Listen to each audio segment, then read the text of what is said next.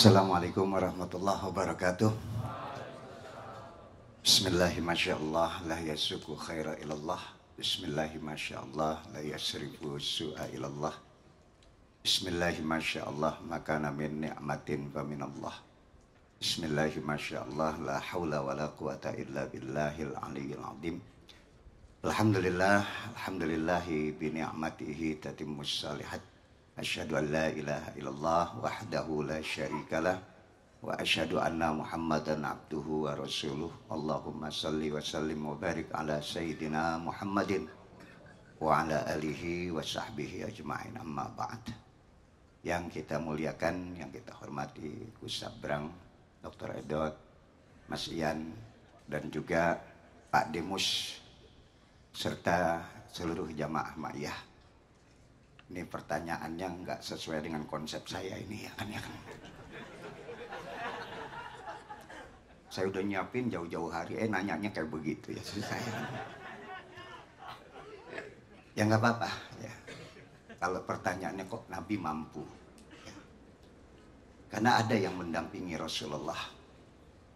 Itu Quran yang menerangkan tentang perilaku manusia, tentang kehidupan manusia. Jadi ketika Rasulullah dilahirkan ke muka bumi ini, Rasulullah disertai dengan ayat-ayat Al-Quran. Bahkan di situ diajarkan kepada Nabi Iqra. Ayat yang pertama, Iqra bismi rabbikal ladzi khalaq, khalaqal insana min alaq. Artinya manusia itu tercipta dari segumpal darah. Dan awal ketika Nabi diperintahkan untuk membaca itu satu yang diingatkan oleh Allah kepada Nabi, Iqra bismi rabbik, bacalah dan sertakan nama Tuhanmu. Siapapun ya, yang ingin melahirkan manusia-manusia cerdas, ingin melahirkan manusia-manusia yang bermanfaat, kalau Tuhan ditinggalkan gak akan mampu. Kita seringkali menganggap diri kita ini paling hebat dengan nalar kita, dengan akal kita, dengan ilmu kita. Tapi semuanya itu kan sumbernya datangnya dari Allah Subhanahu wa Ta'ala. Maka apa yang dilakukan oleh Nabi, apa yang diperbuat oleh Nabi itu tuntunannya jelas. Kita kan seringkali tuntunan kita nalar kita saja. Padahal apa yang kita mampu, yang kita kuasai adalah hari ini, saat ini, detik ini. Nanti jam 11 kita nggak akan tahu terjadi apa. Nanti jam 12 akan terjadi apa kita nggak tahu.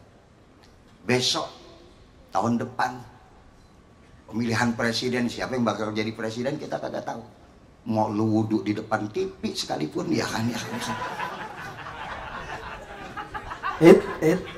Enggak, ini kan contoh ya kan.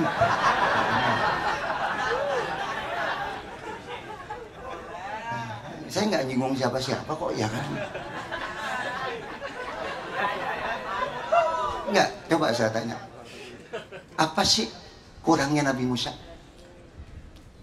Kecerdasan Nabi Musa itu luar biasa. Kenapa dia mesti belajar lagi kepada Nabi Khidir alaihissalam? Karena Nabi Musa hanya menguasai detik itu saat itu. Sementara Nabi Khidir bisa mampu membaca apa yang akan terjadi ke depan.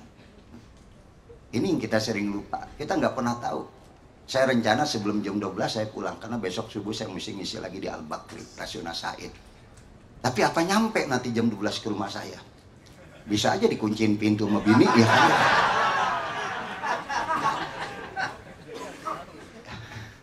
Maaf dokter. Ya, jamaah KC udah tahu bini saya galak ya, mamanya nggak boleh ini ya kan? Jadi tadi pertanyaan Ustaz Fahmi ini luar biasa ya kan? Kok Nabi bisa mampu, Nabi bisa berhasil? Ya, kalau kita lihat bagaimana proses terjadinya manusia itu sudah diterangkan oleh Nabi dari Al-Quran. Hal ata alal insani hinum minad dahri lam yakun syai'an madhkura. Bukankah telah datang berita kepada kalian bahwa kalian itu dulunya belum jadi sebutan apa-apa. Pada satu waktu hinum minad dahri lam yakun syai'an madhkura. Belum disebut Ustadz Nur Sofa, belum. Belum disebut Pak Dekus, belum. Mas Ian, belum. Kita hanya berupa nutfah. Ini dokter paling tahu dah. Ya. Ada 12 juta sperma kalau nggak salah dok ya. Jadi nggak bisa lepas kelahiran kita itu dari alam rahim, nggak bisa lepas. 5 kali kita hidup. Alam ruh, alam rahim, alam dunia, alam barzah, dan nanti adalah alam akhirat. Ini kita mengalami proses yang ketiga, fase yang ketiga. Ya, dari alam ruh, dan bersyukur ketika Allah pilih ruh kita untuk menjadi manusia. Arba'ina yauman nutfah. 40 hari masih berupa nutfah. Bayangkan tuh, ya. Di sini dalam alam rahim ini andil manusia nggak ada apa-apanya. Kita pengen punya anak laki, perempuan lagi. Pengen anak punya perempuan, laki lagi. Sampai saya punya guru cuman ngajarin, ente kalau pengen anak perempuan, naiknya dari kanan, turun dari kiri. Kalau pengen punya anak laki, naik dari kiri, turun dari kanan. Saya tanya guru saya, kalau kiri kanan tembok, ya tubruk aja kan. Kita nggak mampu, Pak. Kita nggak mampu. Pengen jadi apa nih anak kita? Itu wilayah Allah yang nggak boleh kita campurin. Arba'ina yauman nutfah, 40 hari masih berupa nutfah. Arba'ina yauman alaqah, 40 hari dia berubah menjadi darah. Arba'ina yauman mudghah, 40 hari lagi dia berubah menjadi daging dan tulang. Udah berbentuk tuh janin, ya. Ada matanya, hidungnya, sempurna semua. Tapi belum ada kehidupan. Baru sepersekian detik dari 4 bulan tadi, fayanfuh fihi ruh, Allah tiupkan ruh. Terjadilah manusia di situ. Hinum minad dahri lam yakun syai'an madhkura. Anda belum disebut apa-apa saat itu. Belum jadi presiden disebut, belum jadi menteri, belum jadi kiai, belum jadi ustaz. Itu masih wilayah Allah. Nah, tapi tadi proses yang di situ itu nggak lepas daripada proses sebelumnya. Pada saat Anda berhubungan badan dengan istri, di situ akan menentukan alam rahim juga. Makanya antum sering katakan bahwa saya bercanda kalau ngomong sebelum campur suami istri, sembahyang sunnah dulu, baca yasin 3 kali, ya kan, tahlil, tahmid, ya kan. Ya, habis itu ratib, ya kan. Naik ke atas tempat tidur, baca doa, ada bismikallahumma ahya wa bismika. Udah tidur, dia kelamaan nungguin kita. Ya kita nyangka itu bercanda, padahal tadi Pak, keluarnya nutfah tadi, yang keluarnya sperma tadi dengan doa itu, dari 12 juta terpilih 1 itu yang cikal bakal jadi baik di situ. Baru payung maru bi arba'i kalimatin, ditulis tuh 4 kalimat tuh. An amalihi, ya, amal-amal kita, perbuatan kita. Apalagi an rizkihi, tentang ajal rezeki kita, an ajalihi, tentang ajal kita. Baru yang terakhir sa'idun am syakirun. Bahkan hak prerogatif Allah di sini nggak boleh dibantah. Sa'idun am syakir. Anda nanti di akhirat bakal masuk surga atau neraka sudah ditetapkan pada alam rahim tadi. Dan untungnya kita nggak tahu. Kita nggak tahu. Saya sendiri nggak tahu. Bisa jadi ente masuk surga, ya Anda mudah-mudahan jangan masuk neraka kan gitu ya kan? Ya kan kita nggak tahu, Pak. Itu hak prerogatif Allah, ya. Nggak bisa dirubah sama sekali. Tentang amal kita, dokter alhamdulillah dari Jogja bisa kemari, ya kan? Ya, bagaimana tadi doa nyampe juga kemari, alhamdulillah. Dan kemudian bagaimana tentang rezeki kita, ya. Maka sekali lagi kemarin pada 2 bulan yang lalu saya pernah sampaikan kan, ya, intizarul faraj minallah ibadah. Menunggu dalam kesulitan hidup aja sudah dicatat oleh Allah menjadi ibadah. Hatta luqmah. Ini saya ngambil begini nih Pak. Ini ngambil jeruk dari sini saya ambil nih. Ya. Itu sudah ada nilainya dari Allah. Karena ini merupakan energi yang kita masukkan ke dalam badan kita untuk bisa ibadah kepada Allah. Dicatat oleh Allah. Sampai menunggu dalam kesulitan hidup saja sudah dicatat menjadi ibadah. Makanya waman radhiya bil qalili minar rizki radhiyallahu anhu bil qalili minal amal.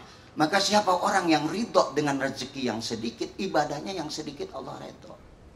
Makanya kalau ada orang miskin ibadahnya sedikit banget, ente jangan marah. Allah udah ridho. Ya kan.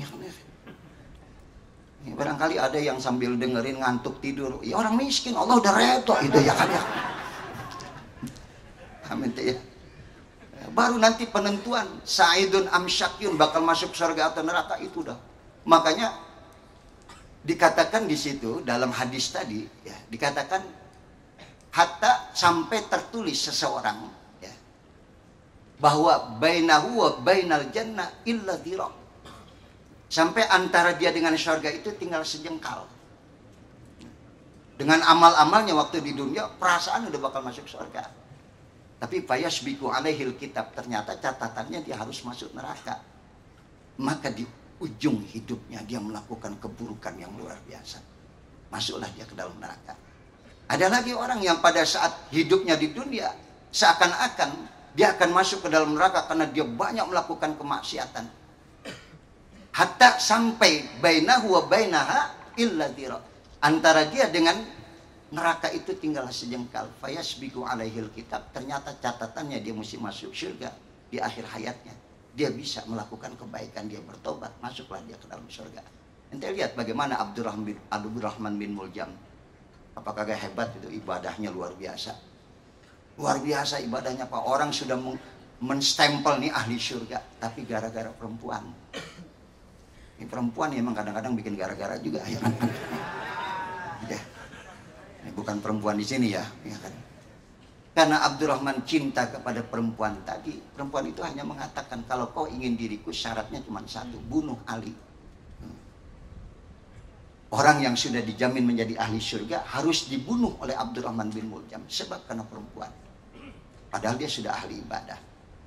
Nah itu catatan Allah tadi pada saat di alam rahim. Dan ada orang yang sudah dijamin menjadi ahlun nar, tapi karena catatan Allah dia mesti masuk surga. Di akhir hayatnya dia melakukan kebaikan. Maka disinilah kerahasiaan antara Allah dengan kita yang nggak pernah tahu bagaimana nasib kita. Di sini ada satu yang ditanamkan oleh Nabi. Bagaimana Nabi berdakwah, doa, jangan tinggalkan. Makanya dari mulai antum bangun tidur sampai kembali tidur, nggak ada yang luput daripada doa. Semua kita iringi dengan doa. Karena tadi saya katakan di awal, waktu kita cuman hari ini, saat ini, detik ini. Kita nggak pernah tahu bakal terjadi apa nanti ke depan. Maka jangan tinggalkan doa ya buat negeri kita, terutama sekali buat Mbah Nun. Ya. Tadi kebetulan saya ngajar maghrib sama Fatihah buat Mbah Nun. Beliau yang memberikan cahaya buat kita, bagaimana kita berada di alam rahim kenduri cinta. Nanti urusan keluar ke dunia itu urusan kalian semua. Tapi di dalam penduri cinta ini Anda mendapatkan sesuatu yang menjadi bekal buat Anda. Nah ini satu. Yang kedua, barangkali kalau kita lihat bagaimana keberhasilan tadi pertanyaan Ustaz, bagaimana keberhasilan Rasulullah SAW, apa yang ditanamkan oleh Allah kepada Nabi sampai kepada yang teratas ya, siapa? Ibrahim. Auhallahu ta'ala ila khalili Ibrahim. Allah berwahyu kepada Nabi Allah Ibrahim, hassin khalquka. Ibrahim, perbaikilah akhlakmu. Hatta ma'al kufar, sampai kepada orang kafir pun kamu harus baik. Ini ditanamkan oleh Cak Nun kepada kita. Kita bukan baik sama kelompok kita saja, tidak. Kepada orang kafir pun kita harus baik. Dari Ibrahim ini sampai kepada Nabi kita Muhammad, karena rahimnya itu Ibrahim. Antum lihat dah, Ibrahim itu punya anak berapa? Dua. Ya. Yang pertama dari Siti Sarah lahir siapa? Ishak. Dari Siti Hajar lahir Ismail. Jadi kalau doa pernikahan itu saya sering tanya tuh, kenapa tuh Ustadz kalau pernikahan suka doanya gini, Allahumma alif bainahuma kama alafta Ibrahim wa Sarah, baina Ibrahim. Kenapa Hajar nggak disebut-sebut di situ? Kenapa hanya Sarah? Ya. Persatukanlah dua pengantin ini sebagaimana kau persatukan antara Ibrahim dengan Sarah. Lah Hajar gimana? Dari Hajar itu lahir Ismail. Ismail nanti sampai kepada Nabi Muhammad. Kenapa Sarah yang disebutkan? Dari Ishak nanti lahir siapa? Yakub. Yakub punya anak 12. Semua anaknya yang 12 punya anak 12. Simbol Bani Israel itu kan 12. Fanfajarat min husnata asyrata ainan. Sampai pengikut Nabi Isa pun 12. Yang satu berkhianat. Ya. Dan Nabi Isa mengatakan, man ansori ilallah. Siapa yang akan menolong aku untuk menyebarkan agama ini? Maka pengikut Nabi Isa yang 12 mengatakan, nahnu ansorullah. Kamilah yang akan menolong engkau wahai Isa. Makanya agamanya disebut dengan agama Nasrani. Ya. Kenapa hanya Sarah? Karena manusia yang berani berkorban untuk kepentingan agama adalah Sarah. Coba tanya istri antum semua, istri ente semua di rumah, boleh nggak ente kawin lagi? Tapi Sarah ketika dia belum punya anak, dia lihat Nabi Allah Ibrahim dalam keadaan galau, bingung. Siapa yang akan melahirkan generasi setelah saya ini yang akan menjadi nabi? Kita semua dalam kebingungan, Pak. Siapa yang nanti akan menuntun kita di sini? Insya Allah akan lahir nanti. Dan sudah kelihatan ya, di sini di depan antum semuanya sudah kelihatan. Jadi siapa? Udah nikah aja Ibrahim. Dengan siapa? Hajar. Hebat tuh perempuan tuh. Masya Allah luar biasa. Makanya kalau nggak punya anak boleh nggak nikah lagi? Lah boleh. Syaratnya Nabi asal gitu ya kan.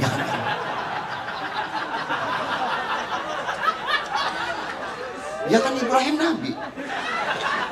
Mesti ada keturunan. Ya Ibrahim kan harus punya keturunan. Maka nikahlah Nabi Allah Ibrahim dengan Siti Hajar. Lahirlah Nabi Ismail. Bagaimana tadi Ibrahim diperintahkan oleh Allah memperbaiki akhlaknya. Nabi kita Muhammad SAW, kesempurnaan akhlak ada pada diri Nabi Muhammad. Kenapa Nabi mampu berdakwah, Pak? Ya. Sampai dalam kurun 23 tahun, hampir separuh jazirah Arab itu sudah diislamkan. Dan perlu waktu lama untuk Al-Quran itu diturunkan. 22 tahun, 2 bulan, 22 hari. Taurat hanya 40 hari saja selesai. Ya. Tapi Quran memerlukan waktu yang begitu panjang. Setiap ada kejadian, setiap ada masalah, semua problematika hidup yang ada pada kehidupan manusia, semua sudah ada di dalam Al-Quran. Gali Al-Quran, nalar ente akan cerdas. Bukan sekedar kecerdasan akal kita, tapi kita meninggalkan Al-Quran. Sanukri'uka fala tansa. Kami akan bacakan ayat-ayat ini, 6.666 ayat Muhammad. Kamu tidak akan pernah lupa selama-lamanya. Di situ ada hukum, di situ ada aturan, di situ ada akhlak. Maka itulah cara kau berdakwah Muhammad dengan Al-Quran tadi. Maka ketika Rasulullah meninggal dunia akan ditanya, Aisyah, bagaimana kehidupanmu dengan Muhammad Rasulullah? Kana khuluquhul Quran. Akhlaknya Nabi Muhammad adalah Al-Quran. Ya. Ini jamaah mahir semuanya, alhamdulillah. Kalau saya yakin Quran udah di luar kepala semuanya, alhamdulillah. Ya Pak, Musya. Qurannya di mana, kepalanya di mana ya. Coba dah ya, antum biasakan Al-Quran ya. 23 tahun Pak Nabi. Memerlukan waktu yang singkat. Makanya Quran kenapa begitu lama turun waktunya? Karena satu tadi, dia akan bisa menjawab semua permasalahan hidup dari zaman Nabi dilahirkan sampai zaman yang tak terbatas. Buka Quran hari ini. Apa yang Anda baca hari ini dari Quran sama seperti 14 abad yang lalu. Nanti 20 tahun ke depan Anda baca Quran sama dengan yang Anda baca hari ini. Tidak akan berubah. Karena ada tuh yang bicara Al-Quran mesti diamandemen ulang. Waduh, otak lu yang mesti diamandemen ulang ya kan. Ya, Quran itu luar biasa. Makanya Rasulullah itu berdakwah dengan akhlak yang baik, adab yang baik, disapa. Dan ini diikuti oleh Mbah Nun. Apa yang dilakukan oleh Nabi kita Muhammad diikuti. Bagaimana menyapa. Nabi kalau ketemu orang disapa, Pak. Yang miskin disapa. Yang kaya Nabi menjaga jarak. Ini kan beda. Kadang-kadang ada ustadz yang miskin, ya agak dijauhin. Yang kaya rapat banget ya. Padahal tadi Rasulullah mengajarkan kepada kita sapa semua manusia. Ya antum kan pernah dengar yang saya katakan sampai bagaimana surah Ad-Duha itu wad-duha wal laili idza sajama wadda'aka rabbuka wa ma qala walal akhiratu khairul laka minal ula wala saufa yu'tika rabbuka. Wad-duha demi waktu duha, ada Nabi di waktu itu. Walaili idza saja, demi malam apabila sudah gelap dan menjadi tenang. Nabi ada di waktu itu. Anda pun melewati waktu itu, di waktu duha Anda, di waktu malam Anda. Tapi kondisi Nabi dengan Anda berbeda. Nggak pernah Nabi merasakan kenikmatan dalam hidup. Karena Nabi tahu ada umatnya yang juga sama merasakan tidak merasakan kenikmatan. Nabi ada membersamai umat tadi. Ada bersama umat. Kalau pemimpin yang sukses, yang pengen berhasil, jangan mau pilpres aja ada di tengah umat. Musolah didatengin, majelis taklim didatengin. Ntar besok dilupain, kan kayak gitu. Hah? Makam aja didatengin ya, gitu ya. Ini yang bukan ngomong bukan saya nih, Pak Demus ya kan.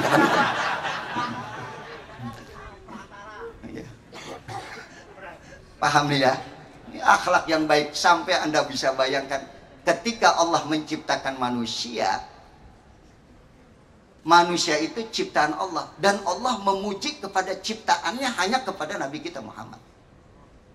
Wa innaka la'ala khuluqin 'adzim. Dari mana Allah memuji Muhammad? Sampai ketika Allah katakan, aku tahu Muhammad hidupmu penuh dengan penderitaan, yang kau pikirkan adalah umat. Akhirat nanti lebih baik daripada dunia. Dunia bersifat sementara. Akhirat nanti selama-lamanya kau akan mendapatkan kenikmatan. Apa yang kau minta Muhammad? Wala saufa yu'tika rabbuka fatata. Pasti aku akan berikan apa saja kepada kau Muhammad sampai engkau redho. Bayangkan tuh, Allah yang tanya. Sampai engkau redho. Apa yang kamu mau? Surga tingkat berapa? Kenikmatan yang bagaimana? Ngomong sama aku, kata Allah. Apa jawaban Muhammad? Idzan lan ardo wahid min ummati yadkhulunan nar. Kalau memang begitu ya Allah, kau akan berikan aku apa saja sampai aku redho. Aku tidak akan redho kalau ada umatku masuk ke dalam api neraka. Aku tidak akan redho ya Allah kalau umatku sampai masuk ke dalam api neraka. Ini yang membuat sukses dakwahnya Nabi kita Muhammad SAW. Bagaimana Rasulullah begitu luar biasa cinta kepada umatnya. Ya, bukan sekedar retorika. Ya, wa may yantiqu 'anil hawa in huwa illa wahyu yuha. Yang keluar dari lisan Nabi bukan sekedar akal Nabi, bukan sekedar pikiran Nabi, tapi itu semua adalah wahyu dari Allah Subhanahu wa taala. Ya. Jadi sekali lagi Pak, ayo ya, kita perbaiki akhlak kita. Kalau kita pengen didengar sama anak kita, pengen didengar sama teman-teman kita, akhlak kita yang bagus, adab kita, perilaku kita yang bagus. Bayangkan tuh Nabi di Taif dalam keadaan sedih, ditinggal wafat oleh Khadijah, ditinggal wafat oleh Abu Thalib. Nabi menghibur diri dengan apa? Dengan berdakwah. Tapi apa yang didapatkan oleh Nabi ketika dakwah di Taif? Dilemparin batu. Tangan Nabi sebelah cuma nutup muka aja.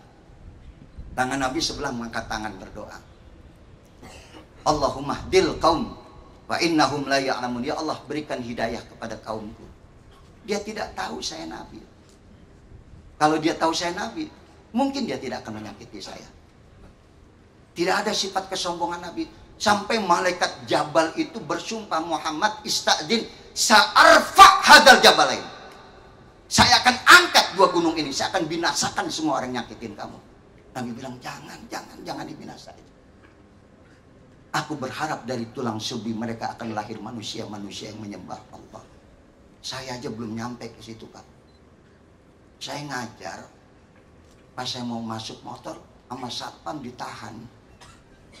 Pak, parkir di sana aja. Saya mau ngajar, Pak, di sini. Parkir di sana. Subhanallah, saya bilang. Padahal masih kosong, Pak. Akhirnya saya parkir. Itu sembahyang maghrib gelisah. Duh, mangkal banget. Ya kan? Yang punya masjid kenal banget dengan saya.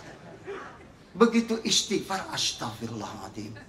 Kenapa saya mesti marah? Oh iya. Yang menyebabkan saya marah, saya pakai sorban, Pak. Saya menganggap diri saya ustaz. Saya menganggap diri saya kiai. Mesti dihormatin, mesti difasilitasi. Tapi kalau saya jadi orang biasa, saya nggak akan marah. Dan itu ada pada diri Muhammad SAW. Ya, kita nggak pernah nyampe ke situ. Sampai dia doa tuh. Ini doanya Nabi jarang baca. Pak Demus juga nggak pernah baca ini doanya dia kan. Ya kalau ente mau baca nanti saya tulisin ya kan. Apa doanya Nabi? Allahumma ahyinil miskin. Ya Allah, hidupkanlah aku dalam kemiskinan. Bayan mau tulisin ntar ya. Allahumma ahyinil miskin wa ashabil masakin wa amitni alal miskin wa hsyurni yaumal qiyamah ma'adzumratal masakin. Ya Allah, hidupkanlah aku dalam kemiskinan. Teman-temanku adalah orang miskin dan matikan aku dalam kemiskinan. dan bangkitkan aku pada hari kiamat bersama orang-orang miskin. Karena umatku begitu banyak yang miskin, aku ingin membersamai mereka. Aku ingin ada di tengah-tengah mereka. Aku ingin tahu penderitaan mereka. Ini tanggal 28 nanti Maulid tuh. Laqad ja'akum rasulun min anfusikum azizun alaihi ma'anitum. Merasakan betul apa yang dirasakan oleh umatnya. Antum ngerasain nggak saudara antum di Rempang sana? Ngerasain nggak? Kita belum sampai ke sana. Bagaimana saudara kita? Bagaimana tetangga kita? Nabi sudah ngerasakan itu semuanya. Itu Mas Fahmi, ya Ustaz Fahmi, yang membuat Nabi itu luar biasa dalam berdakwah. Azizun alaihi ma'anitum harisun alaikum bil mu'minina raufur rahim. Terakhir nanti ada Mas Abrang ya. Nah, sebagai penutup ya. Coba Bapak kalau ketemu gambaran seperti Nabi Yusuf, ya kan? Bayangkan tuh, sampai ibu-ibu kalau megang pisau, Nabi Yusuf lewat, ya kan?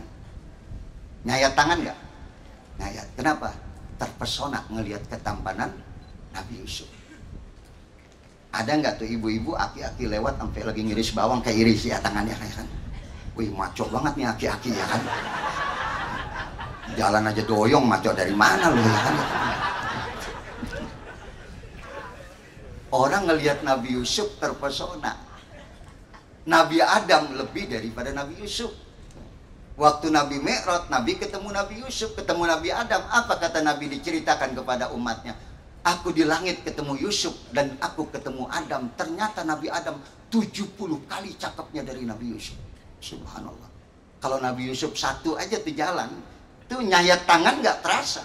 Gimana Nabi Adam yang 70 kali cakepnya dari Nabi Yusuf? Kok bisa Ustadz lah bisa?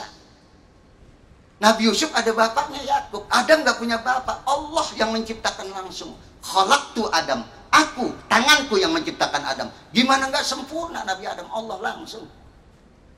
Kalau ente kan kayak bapak ente, kayak ibu ente.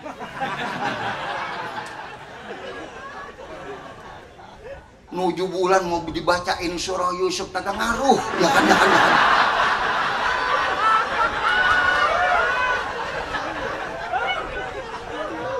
Ngelihat bapaknya aja begitu, gimana kayak Nabi Yusuf, ya kan? Dengerin dulu, ya kan? Nih, ntar jangan sampai saya ngomong begini, waduh, ya kan? Minimal orang tua kita bilang kalau cakepnya nggak kayak Nabi Yusuf, akhlaknya kan gitu. Ya. Makanya kita lihat nih, ya Allah, ada orang yang biasa-biasa aja wajahnya nggak, tapi akhlaknya bagus, jadi indah, gitu. Nah kalau Nabi Yusuf seperti itu, Nabi Muhammad seperti, Nabi Adam seperti itu, Nabi kayak siapa? Coba kayak siapa? Apa di antara keduanya? Enggak, Nabi terpilih kok.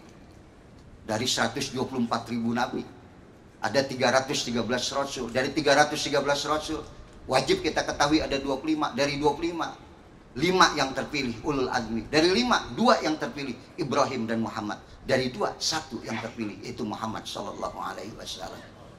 Apa mungkin kayak Nabi Yusuf? Enggak. Karena Nabi Yusuf terpesona. Terpesona ada batas waktu. Dulu istri saya ngeliat saya terpesona banget. Dulu, ya kan, ya kan, ya kan. Sekarang kalau lagi tidur suka ngomong, ya Allah berhenti ngapa batuk mulu, ya kan, ya kan. Maaf. PPO balsem, ya Allah, ya kan, ya kan. Itu terpesona ada batas nggak? Ada waktunya. Tapi orang lihat Nabi kayak siapa? Nanti baca dalam Maulid itu. Mar'a wajhaka ya Sa'ad ya karimal walidaini hauduka safil mubarak wirduna yauman nusyuri Allah ya Nabi alaika ya Rasul salam alaika ya Habib alaika salawatullah alaika. Tahu artinya? Marro'a wajhaka yas'ad. Siapa yang memandang wajahmu ya Rasulullah, hatinya akan bahagia. Orang ngelihat Nabi terpesona, ngelihat Nabi Yusuf terpesona, ngelihat Nabi Muhammad bahagia, terpesona. Ada batasan, ada ukuran. Bahagia nggak ada ukurannya. Ente bahagia sampai pagi dulu-dulu, ya kan. Bener nggak? Duduk kayak begitu bahagia. Orang bingung ngukur, nih jamaah mah ya bahagia cuman duduk doang, nggak dikasih air, ya kan.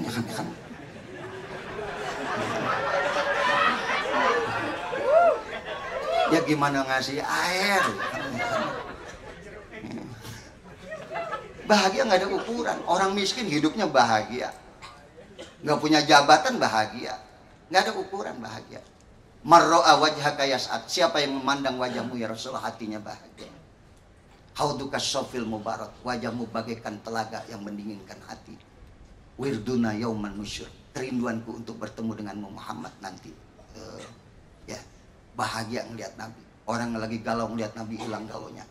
Yang lagi banyak masalah ngelihat Nabi, hilang masalahnya.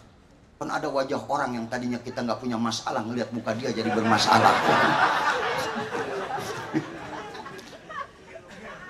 Saya ngelihat Pak Demus bahagia, ya lama nggak ketemu beliau, alhamdulillah.